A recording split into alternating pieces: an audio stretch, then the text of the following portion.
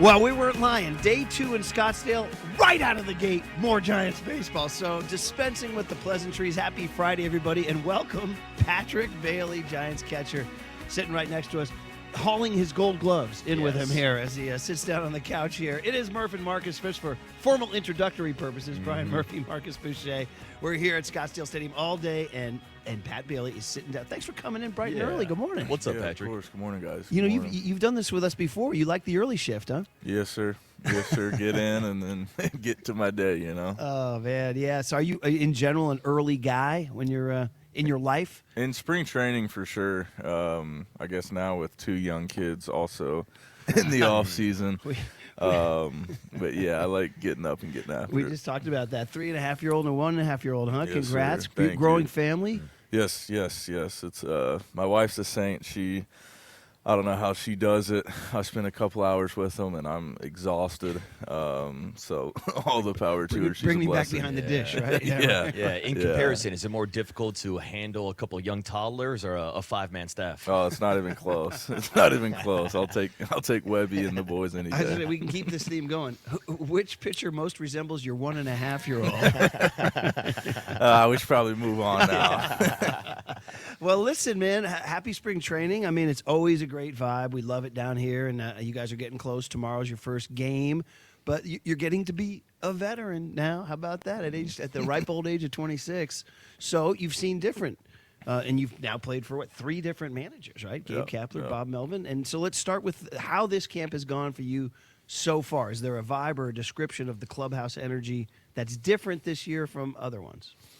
Yeah, I mean, you mentioned energy. I was going to say energetic. I think the vibes have been high. A lot of energy coming from, obviously, Tony and the rest of the staff and the players. I think this is always an exciting time just to get back on the field, get around your boys again, and just, it's always fun, kind of that first 10 days of spring. Yeah, some new faces on the coaching staff, but also some new faces in the rotation. What's it like interacting with guys like Adrian Hauser, Tyler Malley, and some of the new guys coming over? Yeah, they've been awesome, man. Just professional, like going about their business. I've been able to catch them once or twice, and just again, they've been doing it for a long time. They're established, and you can kind of see that in their work. Yeah, we had Adrian yesterday. We liked him. He just had that, 33 years old, been around, had that sort of the battle scarred or whatever. I'm excited for it. So, I mean, this is the rotation right now. So you're going the way we're looking at it. It's Logan Webb, Robbie Ray, Landon Roop, and the 2 newcomers is what I don't think it's been officially announced by the Giants or anything. So, I mean, Giants fans have wondered, did they do enough in the offseason? Tell us how are these guys looking early in the offseason? Are you confident in that staff? Yeah, for sure. I think that staff is really good. Obviously, you got four veteran guys that have done it at a high level, and obviously Roop in there too. Probably much upside as any of them. So I'm really excited. Obviously, everyone's seen what it is when you go into the season. You're going to need 5, 6, 7, 8, maybe 9 starters. So obviously we'll need some young guys to step up, but right now. Murph mentioned it. You won your 2nd Gold Glove this offseason. Congratulations. But when you look at the staff, I believe you guys are the only Gold Glove battery in baseball. I saw the stat that you and Logan Webb were the first duo to win Gold Gloves since Yadier Molina and Adam Wainwright back in 2013. So has Logan been bragging about his defensive skills and him winning a Gold Glove this offseason? He's been showing it off for sure, as he should.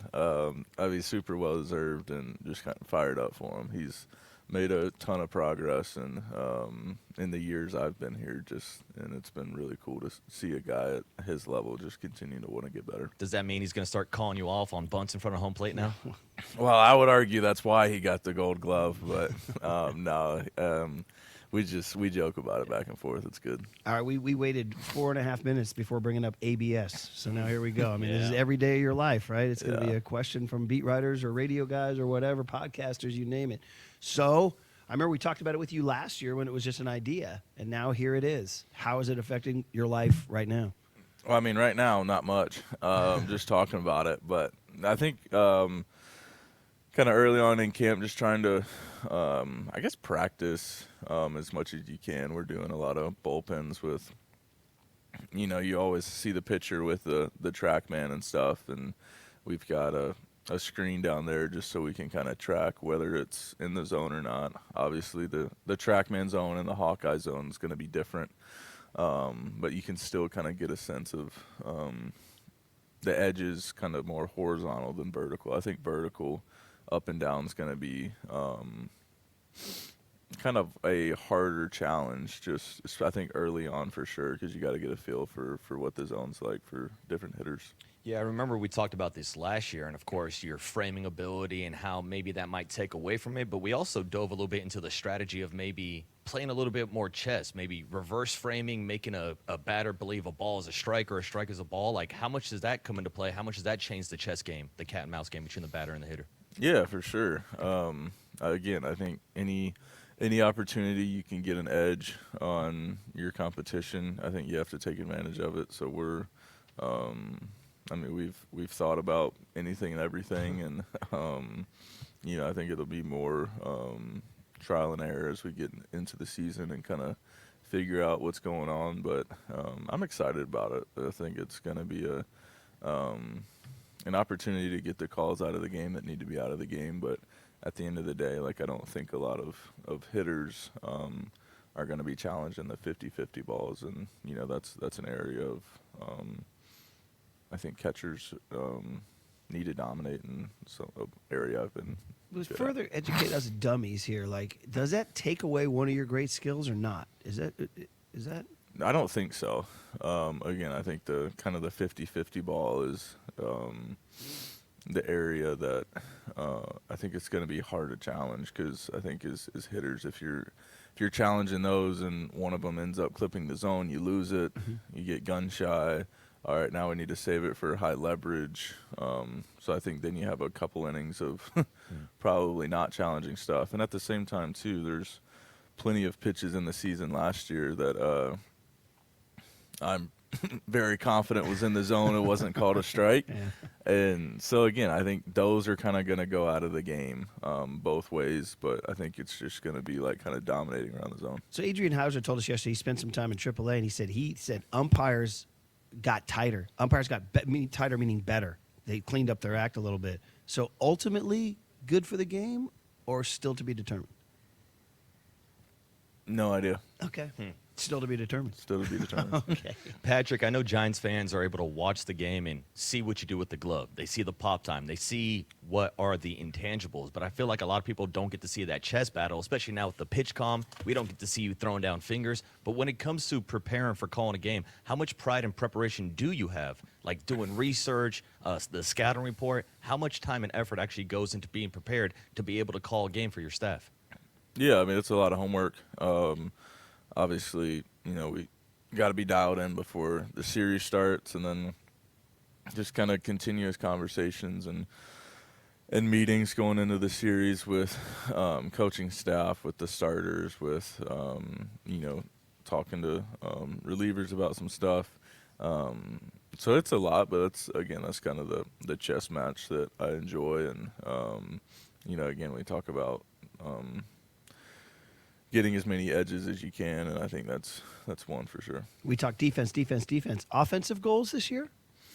Just be as consistent as I can. I usually don't make statistical goals, but I think one of the things for me is just I've had success at the plate, and I believe in it. I'm super confident going into this spring. So just find more consistency at the plate. Any inside the park walk-offs planned? Hopefully over the fence walk-offs. I don't know. The inside the park one was pretty good.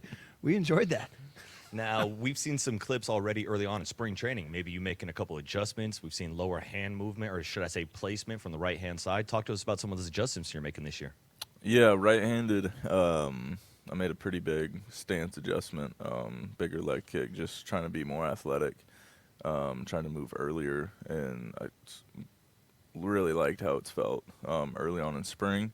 And then left-handed, just trying to get in the lower half more as much as I can, kind of hold the ground, use the ground. That side's been feeling really good too. Yeah, and then personally, just off season, just home with the kids. I know you said you like to play golf, but you don't get to that much. I know how it is with a 3.5 and a 1.5-year-old and a full-time job. You don't. But I mean, what was the great highlight of the off season for you? Well, I'd say two. First of all, I got to spend our 5-year anniversary with my wife down in Turks and Caicos, which was awesome. And then we're building a home on some land back home, so it's not done yet. Back in Carolina? Yeah, back in North Carolina. No, so. in Greensboro or? No, down near Charlotte. Okay. Yeah. All right. But wait, you Panthers fan? I mean, I'd like to be, but we're getting there. Have We're you getting met there. Steph Curry yet? No. No? I haven't. Oh man, are you kidding me? Two Carolina boys and you guys work like a block away from each other, man. Come on, man. Do you? But maybe we should arrange that, Matt. We got to get that going. Yeah, we'll have Patrick do the Terry Francois two-step down to That's what we call it. down The to Chase Center. The little alley that connects Oracle to Chase is called Terry Francois, named after an old San Francisco supervisor. So we call it the Terry Francois two-step. When you guys play a day game and the Warriors play a night game. All right. You'll I do hear it. ya. We'll get them both done. Sounds good. Patrick's like, I don't know what they're talking about. Like, get me out of here, Terry man. Francois, who the hell's that? All right. Well, listen, we started our day off. It's great. I mean, gold gloves galore. It's amazing. Where are they, by the way? Are they in your den or are they in your? Well, I think one of them's back home, and then I think the Giants hold on to the most recent one until they present it. So Oh, there's I going to don't be a know where that one presentation. Yeah. Is that like do we pick who gives it to him? Is that a special honor thing or something? Or do we know? Like, is it Rawlings will bring out? No, I'm thinking like like 1 year Barry Bonds had Michael Bolton give him his MVP. Do you remember that? Remember, you guys know Michael Bolton? He's like a cheesy pop star from the 90s. You guys no? Can't I'm say losing it. the room? Can't say it, Am I losing the dude. room? It is a 90s Friday, right, Murph? All right. How about we bring back Kurt Manwaring to give his? An old Giants gold glove catcher. All right. Yeah, but you're the only one to win back-to-back. Congratulations, Thank man. you. Thank Are we you. going for 3? Appreciate it. Might as well. Might as well. I like it. Well, thanks for hopping on, man. We appreciate you. Yeah, Good of talking a little ball. Catching up with Patrick Bailey, the 2-time gold glove catcher of the Giants. Great way to start our Friday morning on